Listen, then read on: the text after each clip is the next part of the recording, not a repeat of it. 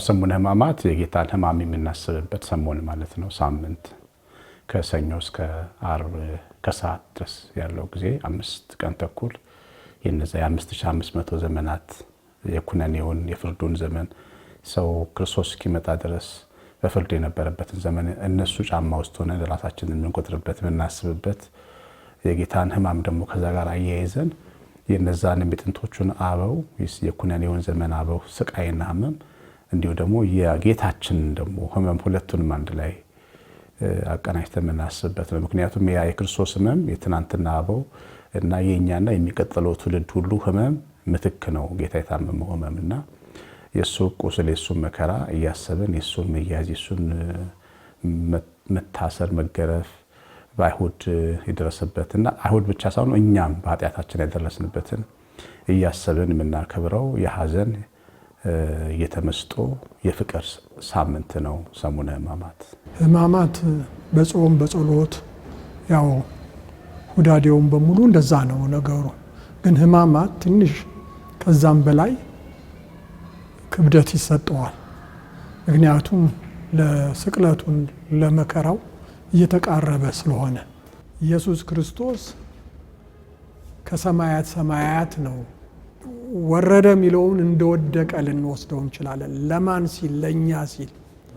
የሁሉ መከራና ጭንቀት ለሱ ተገቢ ሆኖ አይደለም። ስለዚህ ያንን እያሰብን በቤተ ክርስቲያንም አባቶች እያስተማሩ ሰው ወደ ራሱ ተመልሶ ምንድነው የሰራሁት ጥፋት፣ ምንድነው መስራት ያለብኝ መልካም ነገር ብሎ ራሳችን እንድንፈትሽ በየጊዜው በየትምህርቱ ላይ ይሰጣል፣ ምክር ይሰጣል። ምክንያቱም ራሳችን ስንመረምር ነው ከስህተት የምንወጣው። ራሱን የማይመረምር ሰው በስህተት ውስጥ ይኖራል ምንጊዜም። እኔ ክርስቲያን ነኝ ስል ወይም ክርስቲያኖች ነን ስንል የክርስቶስ ተከታዮች መሆናችን ነው። እሱ ምን አደረገ የሚለውን ማየት አለብን። ቀላል ነገር አይደለም። ምክንያቱም ስለ ፍቅር ነው የወረደው፣ ስለወደደን ነው። ለማሰብም ከምንችለው በላይ ከዛ ነው ታች ድረስ እኛ ድረስ ዝቅ ያለው። ሌላ ቀርቶ ጸሎተ ሃይማኖት ሲባል ስለኛ ሲል ወረደ ሰው ሆነ ስንል ማጎንበስ አለብን። በጸሎቱ ላይ እንኳን መውረዱን ለእኛን የወረደው ብለን ልንሰግድለት ይገባል። የኢየሱስ ክርስቶስ ምድራዊ አገልግሎት የመጨረሻ ሳምንት ማለት ነው። ከሆሳና እስከ ትንሣኤ ያለው እሁድ ማለት ነው። ከእሁድ እስከ እሁድ ያለውን ጊዜ የሚወስድ ነው። ኢየሱስ ክርስቶስ የኖረው 33 ዓመት ነው በምድር ላይ የኖረው እና ከዛ ውስጥ 3 ዓመቱ ነው ያገለገለው። መንፈሳዊ አገልግሎት የሰጠው በ3 ዓመት ውስጥ ነው። ይህንን ታሪኩን ደግሞ የመዘገቡ 4 መጽሐፍት አሉ መጽሐፍ ቅዱሳችን ላይ፣ ወንጌላት የምንላቸው ማቴዎስ፣ ማርቆስ፣ ሉቃስና ዮሐንስ እና እነሱ ከኢየሱስ ክርስቶስ መወለድ ጀምሮ ኢቭን ትውልዱን ከትውልድ አረጉን ጀምሮ እስከ ትንሣኤው ድረስ ነው የዘረዘሩት። እና እቺ ሳምንቷ ለየተለየች መሆኗን የምታውቀው ምንድነው? አሁን ለምሳሌ የማቴዎስ ወንጌል እቺን አንዷን ሳምንት ለመተረክ የኢየሱስን የመጨረሻውን አንዷን ሳምንት ለመተረክ 30%ን መጽሐፍ ከወንጌሉ 30% የመጨረሻዋ ሳምንት ናት። ዮሐንስ እንደውም 50% ወንጌሉ ማለት። ስለዚህ ከኢየሱስ ክርስቶስ ልደት ጀምሮ መጥቶ ነገሩ ክላይማክሱ የመጨረሻው ዋና ነገር ያለው በዚህ ሳምንት ውስጥ የተፈጸሙ በተለይ ደግሞ 2 ነገሮች ናቸው ማለት ነው። የክርስትና ቁልፍ የሆኑ ነገሮች እንደሆኑ ታያለ። ለምን የወንጌል ጸሐፊዎች ራሱ እሱን ነው ያደረጉት። አባታችን በሰማያት ያለህ ተለይቶ ፍቅርን ተግባር የምናደርግበት ሳምንት ነው። ለምን የትናንትናዎቹን አበው መከራ እያሰብን አይደል አሁን ምን ጾመው እና ያንን ዘመን እዛ ወደ ኋላ ሄደን በእምነት ወደ ኋላ ተመልሰን እነዛን አባቶቻችን ሕመማቸውን እያሰብን ነው። የነሱ ብቻም ሳይሆን የጌታን ደግሞ ሕመም እሱም ደግሞ ለኛ መታመሙን እያሰብን ይሄ በጣም የፍቅር ትኩሳት ያለበት ሳምንት ነውና በሕማማት ጊዜ ዝቅ ብለንም እንዲያውም ክርስቶስ በጸሎተ ሐሙስ የበላያቸው ነው መምህር ነው የሚሉት እግራቸውን አጥቧል። ትሁት ልንሆን ዝቅ ልንል ልንኩራራ አይደለም። አንዳንድ ጊዜ እንዲያውም በጣም የሚገርመው ነገር ትልቅ ስልጣን ላይ ሆነው ራሳቸውን ዝቅ አድርገው ለሰዎች ሲቀርቡ እናያለን። ትንሽ ስልጣን ላይ ሆነው ደግሞ በጣም ተኮፍሰው ሰው ማይደርስባቸው አሉ። ይሄ አይደለም። ይጥላል እንጂ ወደ ላይ መውጣት መውደቅን ያመጣል እንጂ በዛው መቅረት የለም። እንደ ተወረወረች ድንጋይ ነው። ዝቅ ብላ ብትወረወር ብርጭቆም ሆነ ሳህን ሜቢ ሳትሰበር መሬት ታርፍ ይሆናል። ከራቀች ውድቀቷ አደገኛ ነው። በተለይ መሬትን ስታ ከሄደች። በስልጣን ላይ ያሉ ሆነው ዝቅ ብለው የበታቾቻቸው የሚያከብሩ እኮ አልወጡም፣ አይወድቁም። ለምን? ከሰው ውስጥ ናቸው ያሉት፣ አልተነጠሉም። ስለዚህ በሕማማት ጊዜ ራሳችንን ዝቅ፣ ሰው መሆናችንን አውቀን ዝቅ፣ ማንም ከኛ እንደማያንስ ተረድተን ዝቅ ልንል ይገባል። ለምንድን ነው ኢየሱስ ክርስቶስ በክርስትና እንደምናምነው አምላክ ነው፣ የእግዚአብሔር ልጅ ነው፣ ስጋ ለብሶ መጣ? ለምንድን ነው ያ የሆነው ቢባል መንፈሳን ለምንድን ነው መሞት ያስፈለገው? ከዛስ ደግሞ ለምንድን ነው የተነሳው የሚለውን ነገር ማሰብ የግድ ይላል። የመጀመሪያ ዋናው ነገር ሪሊ መንፈሳዊ ትርጉሙ ነው። እና መንፈሳዊ ትርጉሙ ስታይ በምድር ላይ ብዙ አይነት ችግሮች አሉን። የሰው ልጆች ብዙ ችግር ነው ያላቸው። ረሃብ አለ፣ ጦርነት አለ፣ በሽታ አለ፣ ድርቅ አለ፣ የተፈጥሮ አደጋ አለ፣ በጣም ብዙ ነገር አለ። እና የሰው ልጆች ሁሉ ከዚህ ነገር ለማምለጥ ሲጨነቁ ነው የሚውሉት። በምድራችን የምናየው ይሄንን ነው ማለት ነው። መጽሐፍ ቅዱስ ግን የሚለን የእነዚህ ሁሉ ችግሮች ቁንጮ የሆነው በእግዚአብሔር ዘንድ የሰው ልጆች ችግር ተብሎ የሚታሰበው ኃጢአት ነው። እና ይሄ ደግሞ ኃጢአት ከአዳም የጀመረ ነው። አዳም በደለ እግዚአብሔርን። ስለዚህ አዳም ሲበድል ሁለት ነገሮች ሆኑ። አንደኛው ከእግዚአብሔር ተጣላ፣ ከእግዚአብሔር ተባረረ። ሁለተኛ ደግሞ ሞት የሚባል ነገር መጣ። የዘላለም ሞትም የስጋ ሞትም አንድ ላይ መጡ። ስለዚህ እግዚአብሔር በልጁ በኢየሱስ ክርስቶስ በኩል ወደ ምድር ልኮ ሶልቭ ማድረግ የፈለገው መፍታት የፈለገው ችግር የኃጢአትን ችግር ነው። እነዚህ ሁለት ነገሮች በሕማማቱ ዘመን የሆኑ በሕማማቱ ሳምንት ላይ የሆኑ ሁለት ነገሮች የመጀመሪያ አንድምታቸው መንፈሳዊ አንድምታ ነው። ምንድን ነው? መጽሐፍ ቅዱስ ሲናገር ኃጢአትን የምትሰራ ነፍስ እሷ ትሞታለች ይላል። ወይም ደግሞ የኃጢአት ደሞዝ ሞት ነው ይላል። ዛትሚስ ሁላችን ሞታለን። ከዛ እንደገና ደግሞ ከእግዚአብሔር ጋር ጥል ነው ይላል ማለት ነው። ስለዚህ የመጀመሪያውን ኢቨንት መስቀሉንና ሞቱን ስንመለከት አንድ መንፈሳዊ ሚኒንግ አለው። ምንድን ነው? ኢየሱስ ክርስቶስ ኃጢአታችንን ወስዶ በመስቀል ላይ ሞቶ እኛን ከእግዚአብሔር ጋር እንደገና አስታረቀ። በኃጢአት ምክንያት የመጣውን የመጀመሪያውን ምክንያት። ሁለተኛ ደግሞ ሞት ነው አይደል እንዴ? የሁለተኛው ኢቨንት ደግሞ ትንሣኤው ደግሞ ለሞት መፍትሄ የሰጠን ነገር ነው። ሰዎች ሁሉ ይሞታሉ፣ የዘላለም ሞት ይወጣሉ። ኢየሱስ ክርስቶስ ግን ኃጢአታችን ወስዶ ሞቶ አልቀረም። እንደገና ሲነሳ ለሁላችንም አዲስ ተስፋ፣ ከሞት በኋላ ያለ ተስፋ ሰጠን ማለት። ስለዚህ የመጀመሪያው መንፈሳዊ ትርጉም ነው ያለው ማለት ነው። የሰውን ሕመም የምናስብበት ስለሆነ ይህንን ስሜት ሁሌ አሁንም ማምጣት በቃ በጦርነት ያለ በዓለም ላይ ጦርነት አለ፣ ለዛ መጸለይ፣ ሀገር ሰላም እንድትሆን መጸለይ፣ ለተጎዱ ሰዎች፣ ለታመሙ ሰዎች በየሆስፒታሉ ብትሄድ ሌሊቱን ሙሉ ሲጮሁ የሚያድሩ ሰዎች አሉ፣ እነሱን ማሰብ እና ይሄ ሳምንት የፍቅር ሳምንት ነው እና ዝም ብለን በልማድ ብቻ እስከ 9 ሰዓት ጾመን ሰግደን ቤት መመለስ ብቻም ሳይሆን ህሊናችን ሀሳባችንም አብሮ ሊያከብረው የሚገባው ነውና ብቸኛ የሆነ ሰው አለ፣ ተስፋ የሌለኝም ብሎ የሚያስብ ሰው አለ። እሱን መጠየቅ፣ ደውሎ እንዴት ነህ ማለት፣ ልብስ የሌለው ሰው ካለ ልብስ አለው ሰው እግዚአብሔር ይመስገን እንዲል ማድረግ። በአጠቃላይ ይሄ የፍቅር ሳምንት ነውና እኛም ምእመናን፣ ማህበረ ምእመናን ሁልጊዜ ያንን የፍቅር ህይወት ተግባራዊ የምናደርግበት ነውና ሰዎች ይህን የፍቅር ህይወት ተግባራዊ ስናደርግላቸው ሳምንቱንም አይረሱትም። የሚገርም ይናፍቁታል። ሕማማት ሲመጣ እንዲተደረገልኝ፣ ተጠየቅኩኝ፣ ልብስ ለበስኩ፣ እንጀራ በላው፣ አይዞት ተባልኩ እያሉ ያንን ቅዱሱን ሳምንት ሁሌ እንዳይረሱት እናደርጋቸዋለንና በዚህ መንገድ ነው ልናስበው ልናከብረው የሚገባው።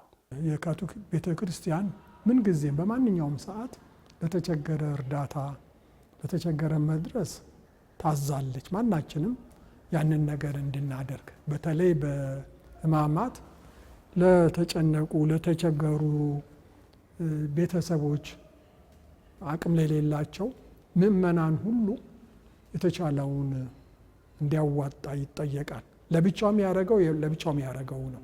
ግን በቤተ ክርስቲያን ደረጃ ደግሞ የሚሰጥ አለ። ያ ይሰበሰብና ለችግረኞች ለበዓል መዋያቸው እንዲሆን እንዲደርስላቸው ይደረጋል። ከመንፈሳዊ ትርጉሙን ባሻገር እንደ ስብዕና ኢየሱስ ክርስቶስ መድኃኒታችን ፍጹም ሰው ነበረ። ፍጹም ሰው ስልህ በሁሉም ነገር ፐርፌክት የሆነ ሰው ነበረ። ምሳሌ ሊሆን የሚችል በምድር ላይ በመኖረበት ዘመን እሱ ሰራዊት ኖሮ የለውም፣ ብዙ መሳሪያ የለውም፣ ሰዎችን አላስገደደም። ኢቨን እንኳ ከሚኖርባት ከአንዲት ሀገር አልወጣም። የተወሰኑ ሰዎች ነው ያስተማረው ካየው። ለምንድን ነው ግን በጣም ኃይለኛ የሆነ ኢንፍሉዌንስ የሆነው?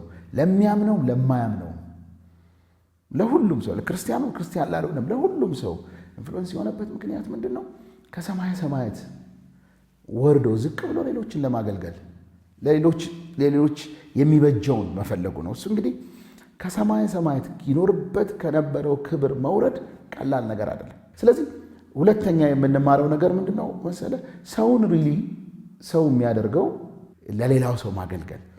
ሌላው የኢየሱስ ክርስቶስ ኤግዛምፕልነት ካየው የኖረው የመጣው ወደ እስራኤሎች ነው፣ አይሁዳዊ ነው፣ ወደ አይሁድ ነው የመጣው።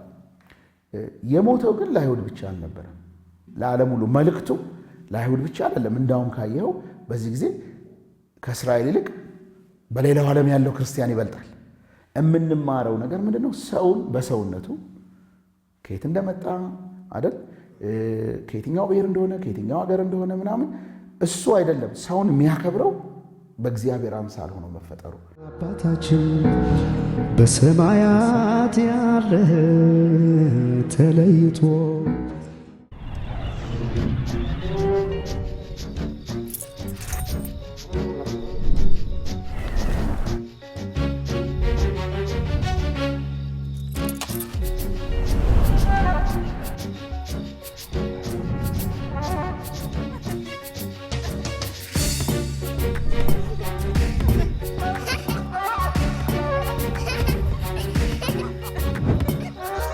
ፋሲካ በዘመኔ ጊዜና ቦታ ሳይገድቦት ባሉበት ሆነው ቴሌብር ሱፐር አፕ ላይ ወደ ዘመን ገበያ ጎራ ብለው የትንሣኤ በዓል ሸመታውን በዘመን ገበያ ያድርጉ።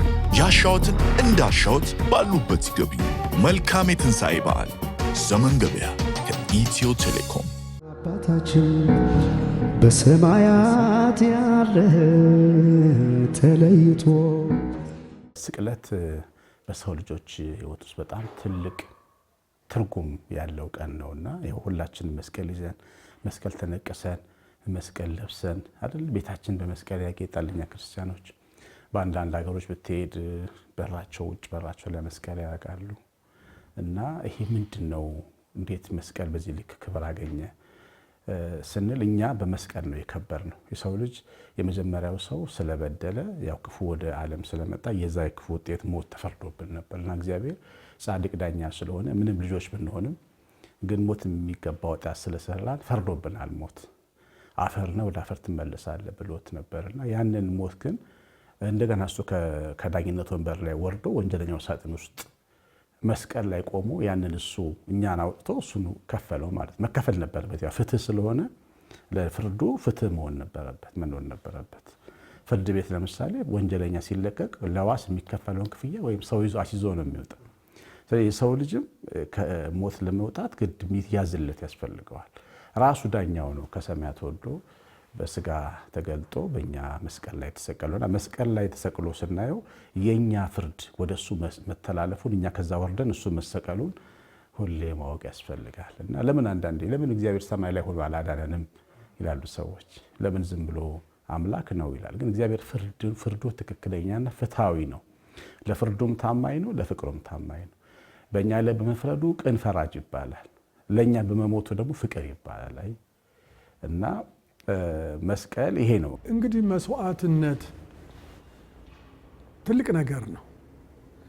እኛ ሁላችንም አሁን ዛሬ ሲቪል የሆንን ክርስቶስ ከጠላት ጋር ነው ውጊያ ያለን። ያንን ውጊያ እኔ ቁስሉን ወስዳለሁ ብሎ ነው እንድናሸንፍ የፈለገው። የክርስቶስ መሰቀል ከሰይጣን ከክፉ መንፈስ እኛን አዋርዶ ወደ መሬት ሊወስደን የፈለገውን እኔ እመታለሁ በእነሱ ፋንታ፣ እኔ ቆስላለሁ በእነሱ ፋንታ። ዲያብሎስ አሻንጉሊት ሆኖ እንደፈለገ ማይቀልድብን ማይጫወትብን ክርስቶስ ደሙን አፍስሶ ነፃ ስላወጣን ነው። መስዋዕትነት ከፍሎ የእኛን ዕዳ ስለዘጋልን ነው።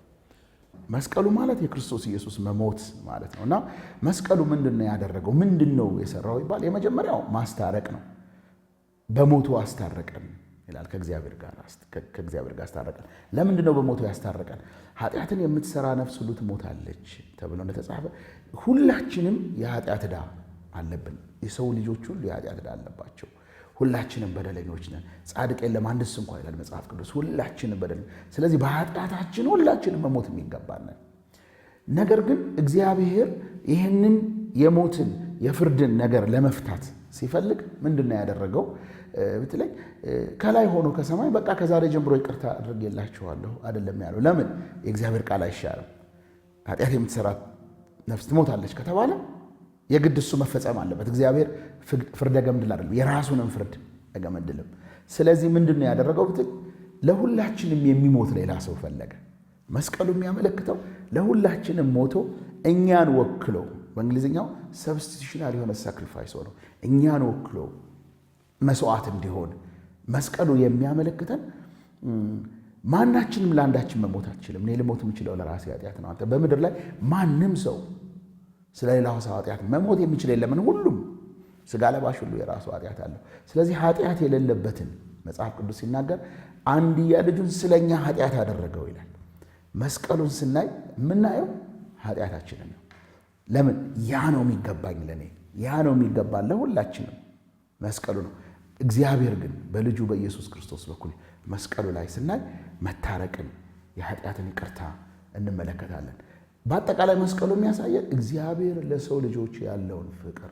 መስቀል ላይ በተሰቀለም ጊዜ የሆኑት ሁኔታዎች አጠቃላይ እነዚህ በጣም የሚያብራሩ ናቸው።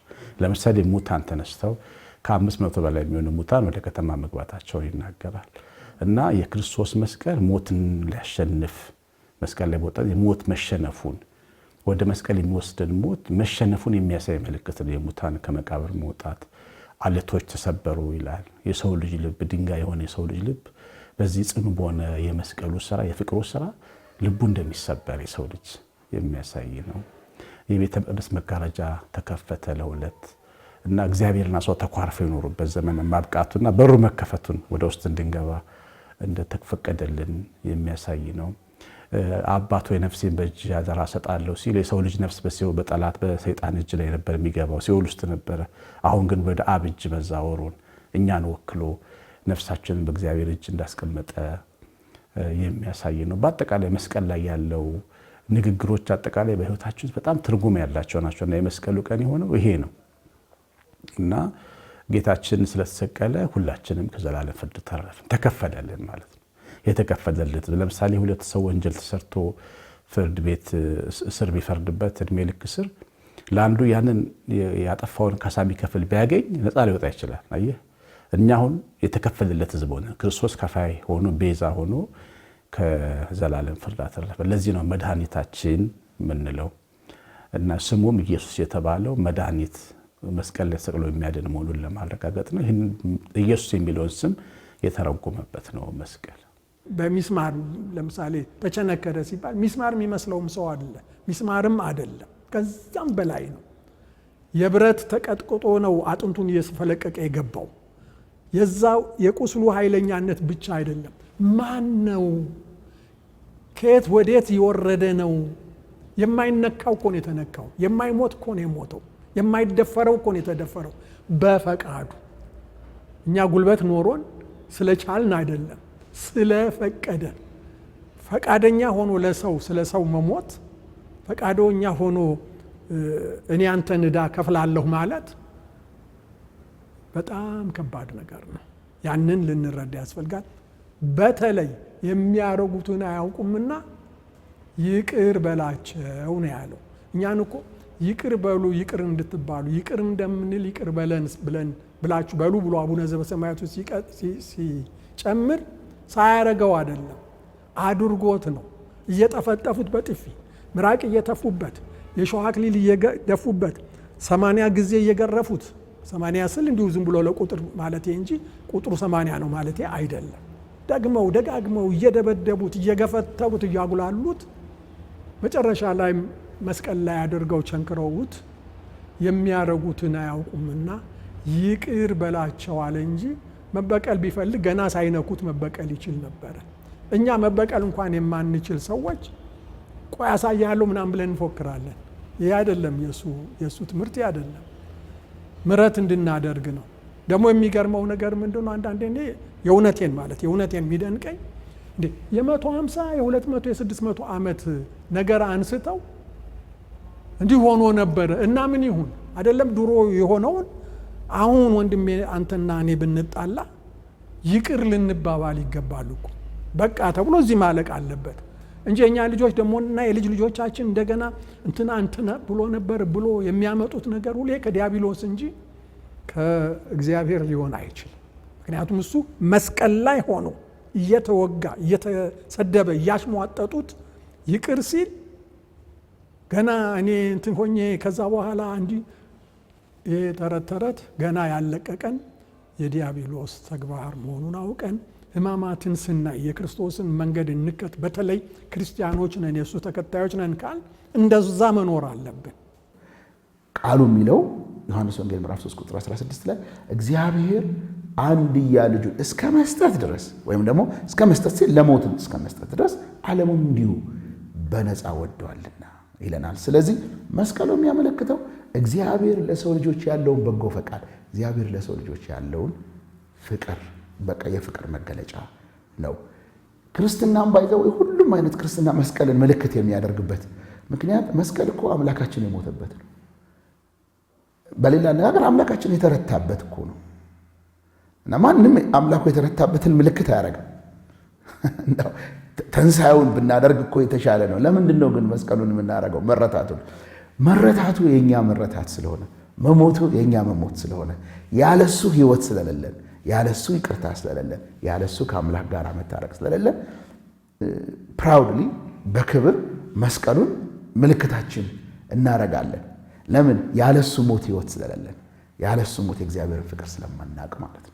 አባታችን በሰማያት ያለህ ተለይቶ ቅዱስ ጴጥሮስ እንዳለው በሲኦል በወህኒም ሄዱ ነፃነት ተሰበከላቸው ያለውን አበው ያው ጌታ ሲሞት ያው ጌታ ማለት የኛን ባህሪ ነው የተዋሃደው። እኛ ባህሪያችን ነፍስ ስጋ መንፈስ ነን አይደል? ስጋችን በመቃብር ያው መንፈሳችን ነፍሳችን ደግሞ በአንድ ላይ ወደ እግዚአብሔር ይሄዳሉ አይደል? እንደዛ ነው። ጌታችንም ሲሞት ሰውነቱ መለኮት የተዋሃደው ሰውነቱ በመቃብር ዮሴፍ ኒቆዲሞስ በክብር ገንዘው በሽቶ ገንዘው አስተኝተውታል። ነፍሱ ግን ወደ ሲኦል ነው ሄደች። ለምን? የሰው ልጅ ህይወት የሚሄደው ወደ ሲኦል ነው። ፍርድ ነበር። ገነት በምትገለባበት የኪሩቤል ሰይፍ ተዘግታ ስለነበረ ሰው ወደ ሲኦል ነው የሚሄደውና ሲኦል ደግሞ እኩሉ የዓለም ህዝብ የነበረበት ነው። አሁን እኛ የምንኖረው ቢሊየን ህዝብ አለን አይደል? ድሮም በጣም ብዙ ሰዎች ነበሩ የሞቱና የጠፉ በኩነኔ ፍርድ የወደቁና እነሱን ለማየት ወደ ሲኦል ወረደ እና ሰላም ለኩልክሙ ካህኑ ሲቀድስ በእኛ ቤተክርስቲያን ተንሱ ለጸሎት ይላል ዲያቆኑ። ለጸሎት ተነሱ ብሎ ያነቃቃል እና ሰላም ለኩልክሙ ሰላም ለእናንተ ይሁን ይላል ካህኑ። ያ የሲኦልን የአዳም ልክ የክርስቶስ ብርሃን ሲታየው ተንሱ ለጸሎት የበዳናችን ቀን መጥቷል ተነሱ ብሎ በሲኦል ውስጥ ህዝቡን እንደጠራ እና ያ ድምፅ የክርስቶስ ሰላም ለኩልክሙ የሚለው ድምፅ ደግሞ በሲኦል ብርሃን እንደሞላ ያሳያልና ቀዳሜ ይሄን ነው የሆነበት ቀን ነው። ነፍሳትን በነፃነት ያዳነበት መድኃኒታችን ኢየሱስ ክርስቶስ በሲኦል ላሉትን ነፃነትን የሰበከበት ነው። ክርስቶስ ሲኦል ወርዶ ነፍሳትን አዳነ ስንል በጨለማ ቦታ ያሉት ከሱ በፊት በር ተዘግቶባቸው የነበሩ ሁሉ በፊትም የነበሩትን በወቅቱ የነበሩትንም ወደፊት የሚኖሩትንም ለሚኖሩት ሁሉ ነው። ምክንያቱም በእግዚአብሔር ጊዜ የለም። ይሄ ትንሽ ለመረዳት ሊያስቸግር ይችላል። እኛንን ነገ አሁን ትላንት ያለን ለኛ ነው። እግዚአብሔር እጁ ውስጥ ያለች ነች ጊዜ። ስፔስ ምንለው ወይንም ይሄ ይዘት ምንለው ነገር በእግዚአብሔር እጁ ውስጥ ያለ እንጂ እግዚአብሔር በጊዜ ውስጥም በይዘቱ ውስጥም የለም እዛ ውስጥ የለም።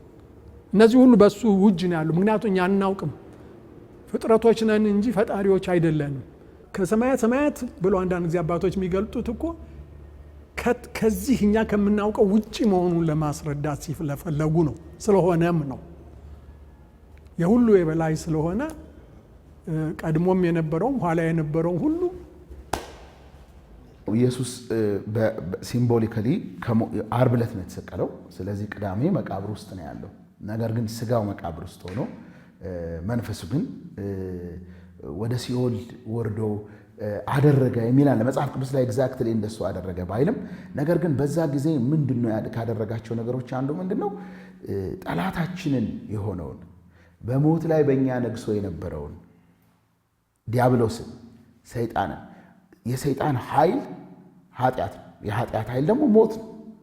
ሰይጣን የሚያስፈራራን በሞት ነው፣ የመጨረሻ ለሱ እንደምንሆን በማለት ኢየሱስ በዚህ ቀን ግን ሰይጣንን በሞት ያስፈራራን የነበረውን ሰይጣንን አስሮ ከመንገድ ያስወገደበት፣ ስልጣኑን የቀማበት፣ እንደገና ደግሞ በሲኦል ይኖሩ ለነበሩ ነፍሳትም ደግሞ የምስራችን የሰበከበት ነው እንዳለ እግዚአብሔር ቃል ማለት ነው። የአይሁድ ሰንበት ነበረ። አይሁድ እንደ አይሁድ ስርዓት በሰንበት አረፉ ይላል ሉቃስ ወንጌል ላይ። ጌታ ከተቀበረ በኋላ አረፉ ይላል። ሰው ያረፈበት ቀን ነው። ጌታ ሲሞት መስቀል ላይ የሚገርም የሰው ልጅ አረፈ። በቃ ኩነኔ ተከፈለ። የሞት ዕዳ ስለተከፈለ ከዚህ በኋላ ሞት በሰው ላይ ስልጣን የለውም። የሞት ፍርሃት ቀረ ማለት ነው። እና ጸጥ ያለ ቅዳሜ ነው። ቅዳሜ ጸጥ ያለ በቃ አይተው ከሆነ በእኛ ቤተክርስቲያን ቅዳሴ ማንቀድስም ያው ሰላም አረገ ብለን ቀጤማ ይዘን እየዞረን በየቤቱ የምስራችን እንናገራለን። ግን ጸጥ ያለ ቅዳሜ ነው። የጾምን ትሻራለች ቅዳሜ። ዛን ቀን የተሻረች ቅዳሜ ትባላለች። ቀኑን ሙሉ ስንጾማት እንውላለን። እስከ ሌሊት ድረስ እናከፍላለን። በጾም ፍቅራችንን እንገልጽለታለን። እሱ በመከራ እኛን ፍለጋ መስቀል ስለወረደ ሲኦል ስለገባና ያንን ስራ ሰርቶ በሌሊት እኩለ ሌሊት ላይ ከሙታን ተለይቶ ተነሳ ጌታችን። ክብር ምስጋና ይግባው። አንዳንድ ጊዜ በሞተ ሰው ላይም የሚያቄማል። የሞተ እኔን በድሎኝ ሞቶ ይሆናል እግዚአብሔር ይለት ሳይሆን ማለት ያለበት በእኔ ምክንያት ጌታ አትፍረድበት፣ ነፍስ ነውና ምሕረት ያገኝ ብለን ብንል ይመረጣል። እኔ የምፈቅደው እሱን ነው። መቼም ሰው በህይወቱ የሚጣለው አለ ምና፣ ግን የሞተ ሰው ከሞተ በኋላ አይችልም፣ ምንም ማለት አይችልም። እኛንን ተበድለን ከሆነ የበደለን በምድር ብቻ ያለ ሳይሆን በድሎን የሞተውንም እንኳን እግዚአብሔር እንደ ፈቃዱ ይቅር እንዲለው እንጂ እንዲያው የታባቱ እንዲያርግልኝ ብሎ መመኘት የሚያስፈልግ አይደለም። ስለዚህ በተለይ ይሄን የምልበት ምክንያት ምንድነው? ክርስቶስ ሲሞት ለተወሰኑ ሰዎች ቆጥሮ አልሞተም። ለሁሉም ነው የሞተው። ለሁሉም ሲሞት ሁሉንም የአባቱ ልጆች አድርጓል። የአባቱ ልጆች ካደረገ ወንድሞች አድርጎናል። ወንድሞች ካደረገን ደግሞ ማን ነው በእውነት የአባቱ ልጅ እስከ መጨረሻው እንዲጎዳ የሚፈልግ ሰው ካለ ጤነኛ አይመስለኝም። ይሄ እዚህ ላይ ነው ፍቅር የሚጀምረው። የለም ይሄ ልዩነት የሚባለው ነገር ካሰብነው ከክፉ መንፈስ በትክክል ከመረዳት የሚመጣ እንጂ ከእውቀትና ከመብሰል የሚመጣ ልዩነቶች በሰው መካከል የለም። ሰው በተሻለ ቁጥር፣ ባወቀ ቁጥር፣ አእምሮ በበሰለ ቁጥር ይቅርታንና ፍቅርን መሳሪያው አድርጎ ይይዛል። ምንድነው ምልክቱ ብንል ኢየሱስ ሞቷል ተብሎ ተቀብሯል ተብሎ ሁሉም ወደ ቤቱ ሄዶ አለቀለት ተብሎ እሱ ግን ስራ ይሰራ ነበር። ስለዚህ ምንድነው አሁን የምንማረው ብንል በህይወታችን በእያንዳንዳችን ህይወት እግዚአብሔር ዝም ስላለ አይሰራም ማለት አይደለም። ቢሃይንድ ሲን እየሰራ ነው። አሁን በተገለጠ ሁኔታ ባያግዝም እግዚአብሔር ግን ከጀርባ እያገዘን ነው። ሊያግዘን ይፈልጋል። አሁን በረጅሙ ሊያግዘን የዘላለምን እገዛ ሊሰጠን ይችላል ማለት ነው። አባታችን በሰማያት ያለህ ተለይቶ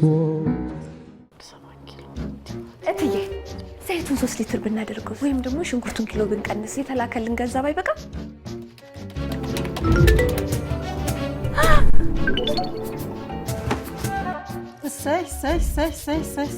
ወራዊ ፐርፎርማንስ ሪፖርት እያቀረብኩ ነው።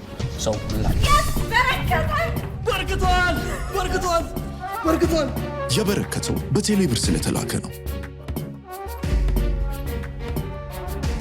ምንም የሚቀር ነገር የለም፣ ሁሉንም እንገዛለን። ገንዘቡ በረከት እንዴ! ለመጪው የትንሣኤ በዓል ከባህር ማዶ በቴሌብር ሬሚት መተግበሪያ እንዲሁም በአጋሮቻችን በዌስተርን ዩኒየን፣ በቪዛ፣ በትዊንስ፣ በኦን አፍሪክ፣ በታፕታፕ ሴንድ፣ በዳሃብሽን፣ በሲኤሲ ባንክ፣ በፋስት ፔይ ኢቲ እና በኢማል በኩል የተላከሎን ሐዋላ በቴሌብር ሲቀበሉ የተላከሎትን ገንዘብ 11 በመቶ በስጦታ ይበረከትሎታል። ከ61 ሺህ ብር ወይም $400 የአሜሪካን ዶላር በላይ ሲላክሎ ደግሞ 400 ሺህ ብር የሚያወጣ የቤት ዕቃን ጨምሮ በርካታ ስጦታዎችን በቴሌብር ሱፐር አፕ ዕድል ጨዋታ ይጠብቆታል። የበረከት በዓል ይሁንሎ። ኢትዮ ቴሌኮም።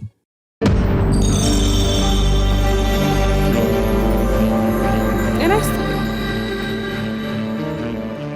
ቀኔን ደስ በሚል መንፈስ ጀምር የባንካችንን ደንበኞች ማስተናገድ የሚሰጠኝን ልዩ ደስታ እያሰብኩ ነው። ስራዬን እንድወደው ያደርጉኛል። ግሩፕ ሀሳባቸውን ሊያሳኩ የጀመሩትን መንገድ ከዘመን ባንክ ጋር ሊጓዙት ስለመረጡን እኛም ትልቅ ውጥናቸው ውስጥ ቦታ ስላለን ደስ እያለኝ አስተናግዳቸዋለሁ። ደንበኞቻችንን ባሉበት ቦታ ተገኝተን ስናገለግላቸው የበለጠ ክብር ይሰማናል። በወዳጅነታችን ስኬት፣ በስራችንም ውጤት ደስ እያለን እንውላለን። በስራዬ ተደስተው የሚሰጡኝ ምላሽና ስኬት ትልቁ ክፍያዬ ነው። በማንኛውም ቦታና ሁኔታ ባንካችን ቀልጣፋ ምላሽ አለው።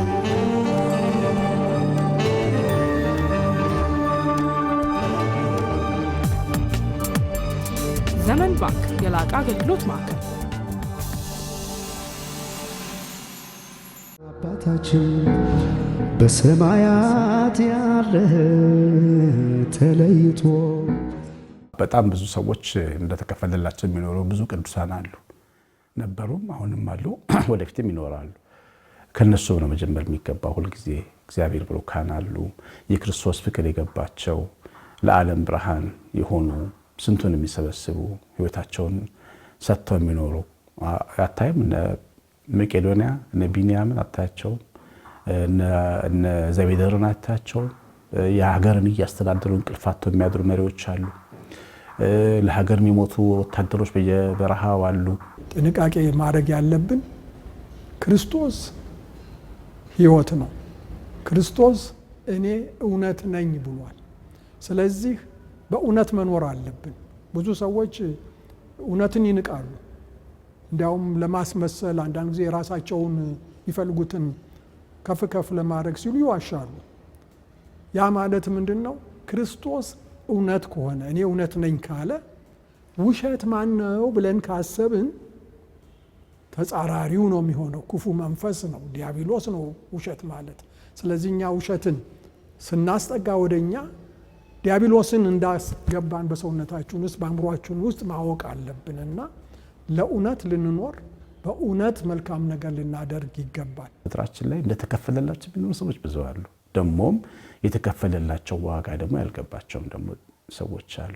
እውነትን ከያዝን አምላክን አስጠግተናል። አምላክን ከያዝን ፍቅር ሊኖረን ይገባል። ለዚህ ነው እሱም አባታችን ሆይ ብሎ አለ እንጂ አባቴ ሆይ ብሎ ጸሎት አላስተማርም። ስንልኛ አባቴ እንድንል አይደለም የፈቀደልን፣ እንድንጠቀልልና ሁሉም የእግዚአብሔር ልጆች ናቸው ብለን እንድንፈራ እንድናከብር ይፈልጋል።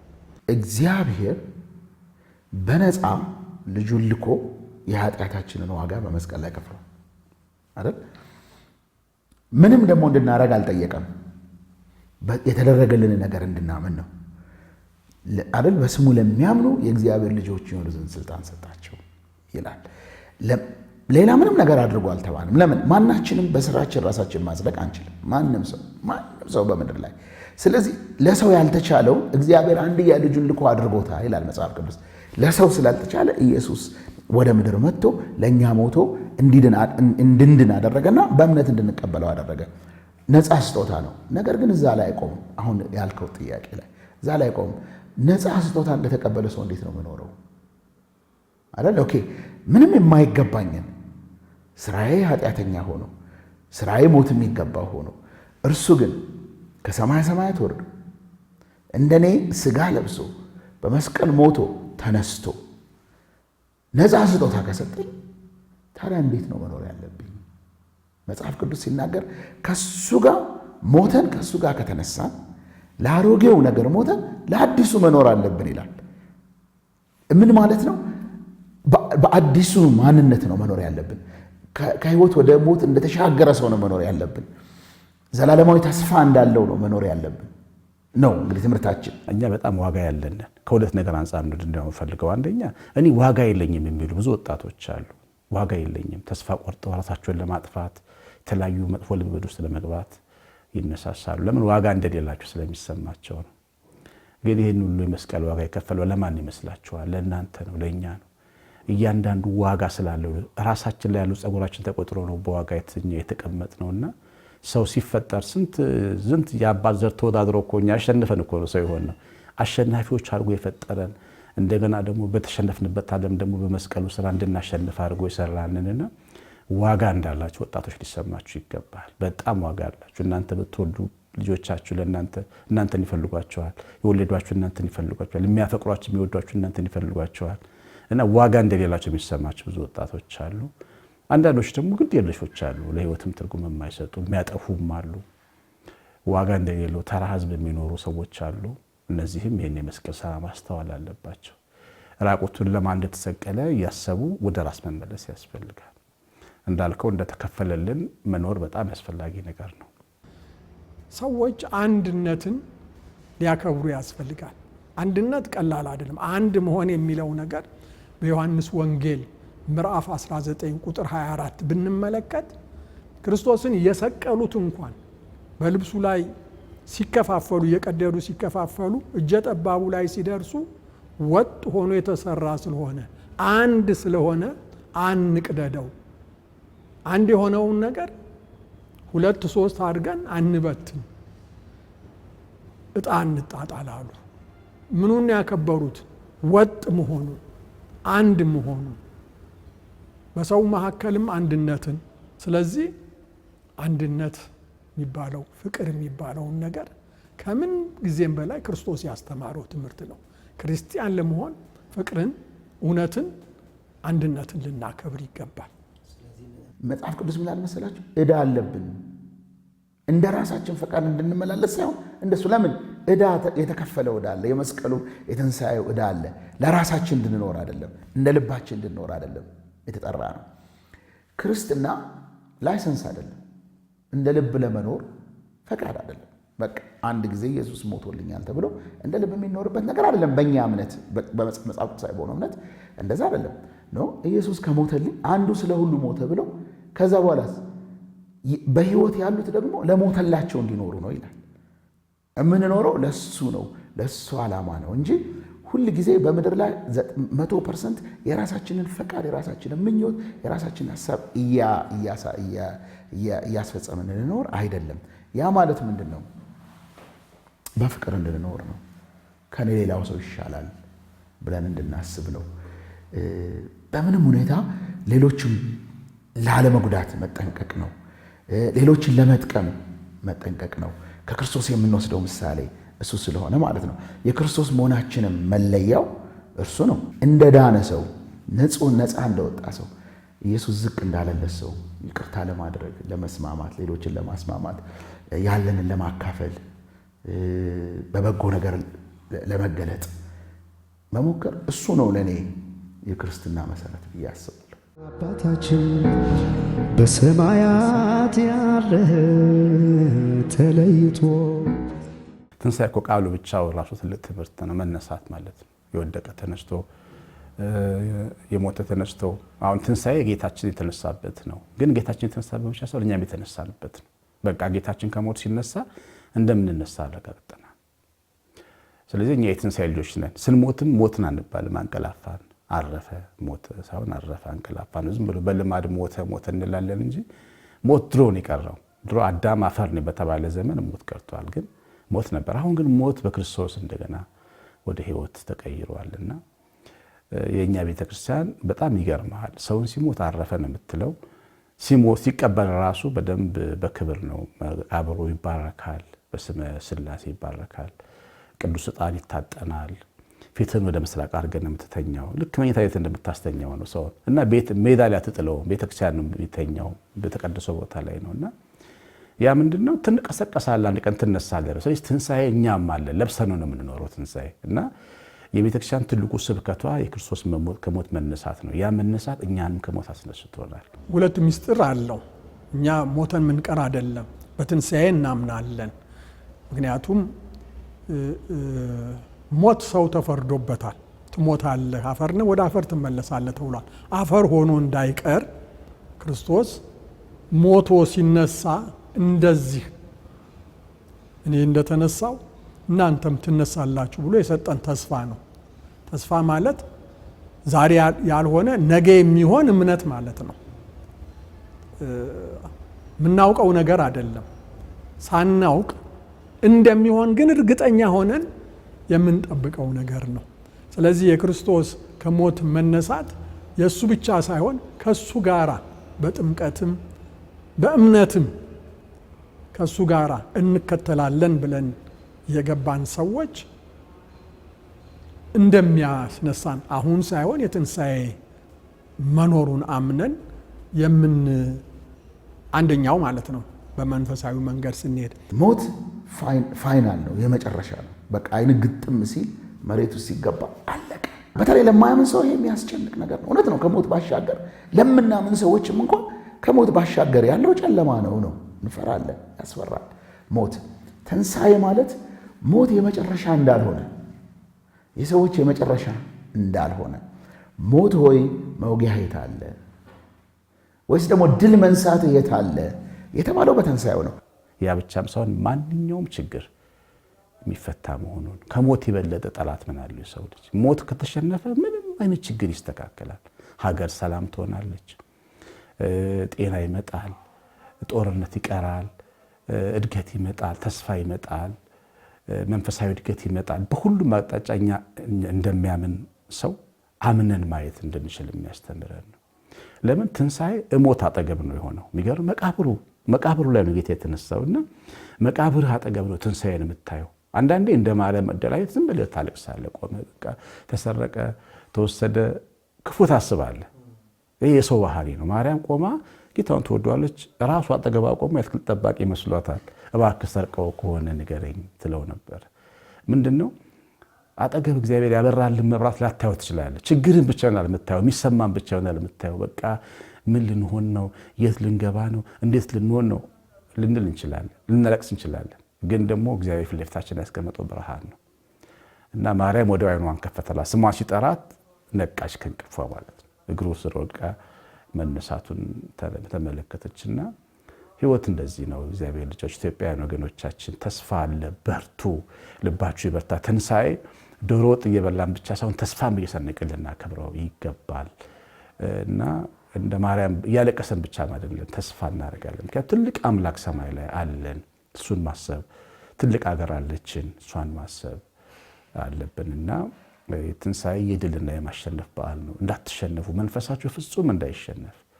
ከእግዚአብሔር ጋር የቆመ ሕዝብ ነን እኛ በነፍሳችን እስራኤል ነን እና ጠንካሮች ብርቶች መሆን አለን። በመንፈሳችን ተስፋ ሊኖረን ይገባል። ክርስቶስ በሞቱ ሰዎችን አንድ አደረገ። በመስቀሉ ስራ ሁለቱን አንድ አደረገ። የጥልን ግድግዳ አፈረሰ ስለሚል በፍቅር መኖር፣ በአንድነት መኖር፣ በአንድነት ማሰብ እና የሚገርምህ እኔ አሁን በመንፈሳዊ ቤት ውስጥ ሁሌ በአንድነት መንፈስ ስንሰራ እንዴት ስራ እንደሚሳካ ልነግርህ አልችልም። በጣም ነው በቃ አገልግሎቱ ያምራል፣ የምንሰራው ስራ ሁሉ ይከናወናል እና የአንድነትን መንፈስ መጽሐፍ ቅዱስ የነገረን በተግባር አይቼዋለሁ። በህይወታችን ውስጥ ሁልጊዜ አንድ ሆነን መቆም አለብን። ልንለያይ እንችላለን በአንዳንድ አመለካከቶቻችን፣ ግን ሁልጊዜ ግን እኛ አንድ ህዝብ ሆነን መቆም አለብን።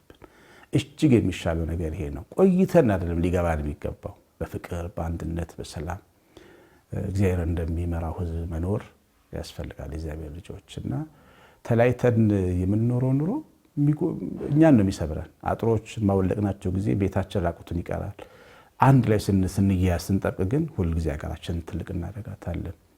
እግዚአብሔር የሰጠንን በረከት እናያለን፣ እንካፈላለን እና ለሁላችን ኢትዮጵያን ሁላችን በአንድነት መንፈስ ሆነን ማሰብ የልጆቻችንንም ሀገር መገንባት አለብን ብዬ አምናለሁ። እግዚአብሔር መውደቅ አለመነሳት ማለት አይደለም።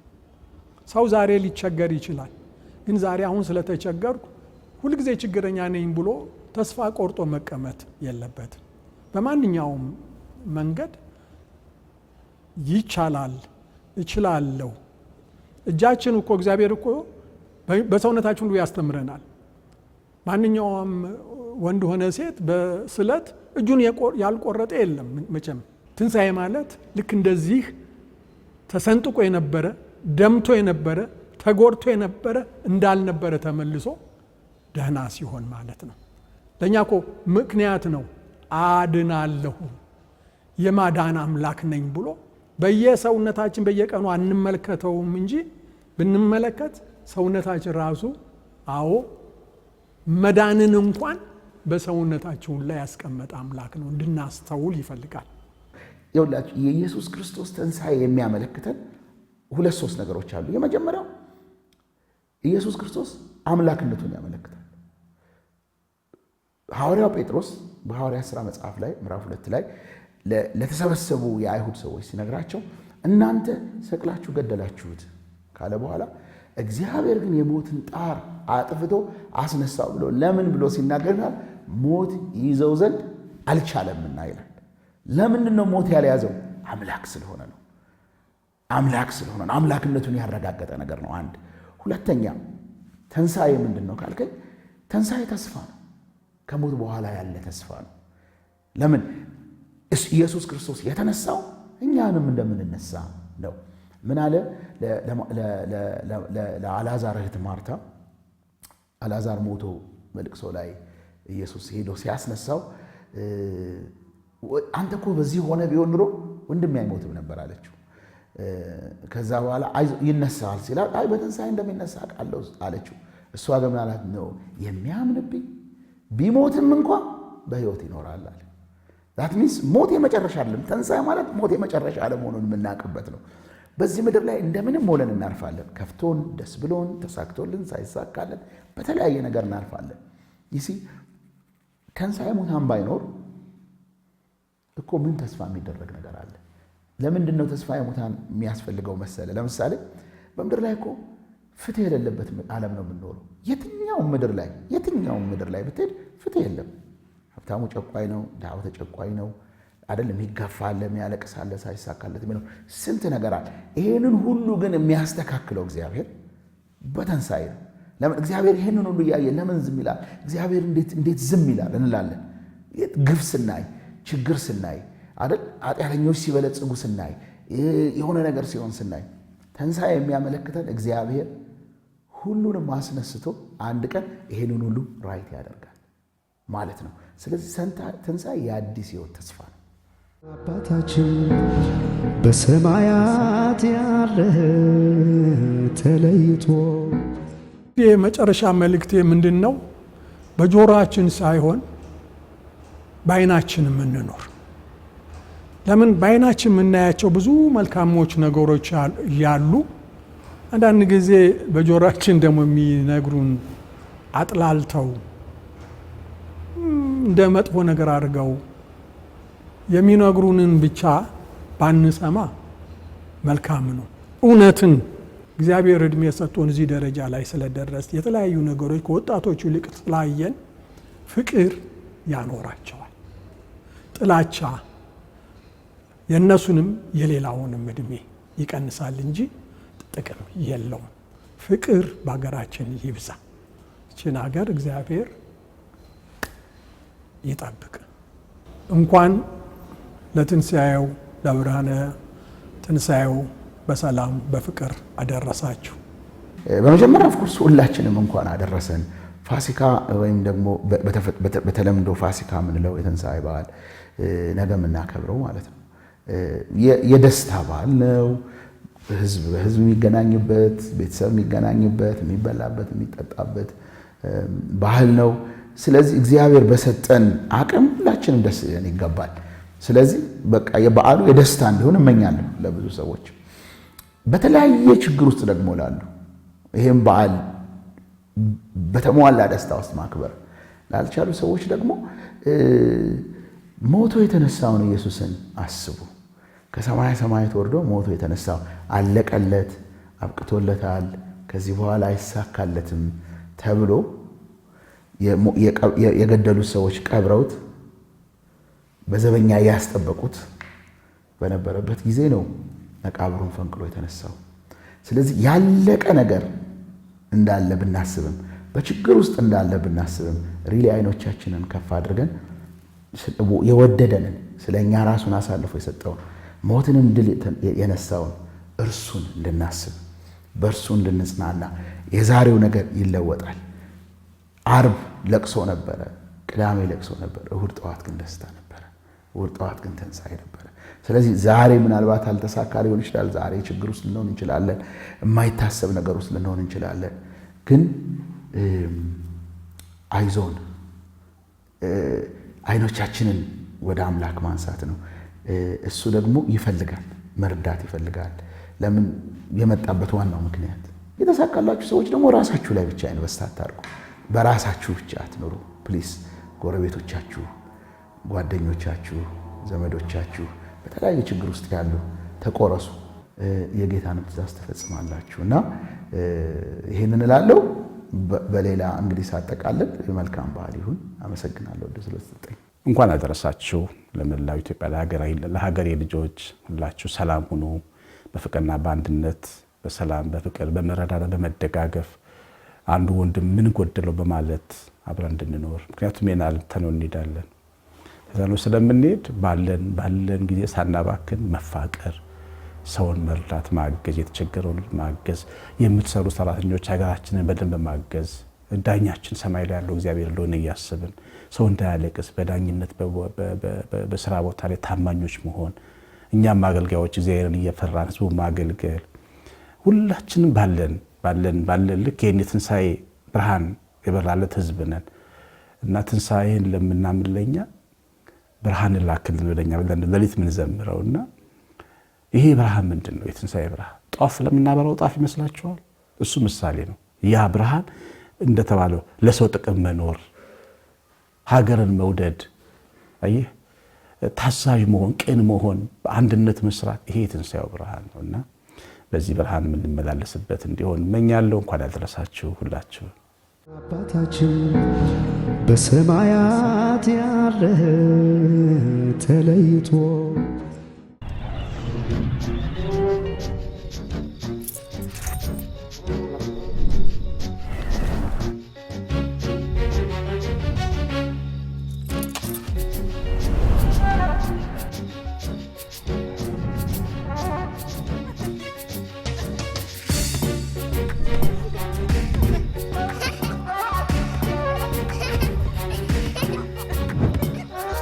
ፋሲካ በዘመኔ ጊዜና ቦታ ሳይገድቦት ባሉበት ሆነው ቴሌብር ሱፐር አፕ ላይ ወደ ዘመን ገበያ ጎራ ብለው የትንሣኤ በዓል ሸመታውን በዘመን ገበያ ያድርጉ።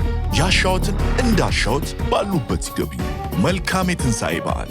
ዘመን ገበያ ከኢትዮ ቴሌኮም። አባታችን በሰማያት ያለህ ተለይቶ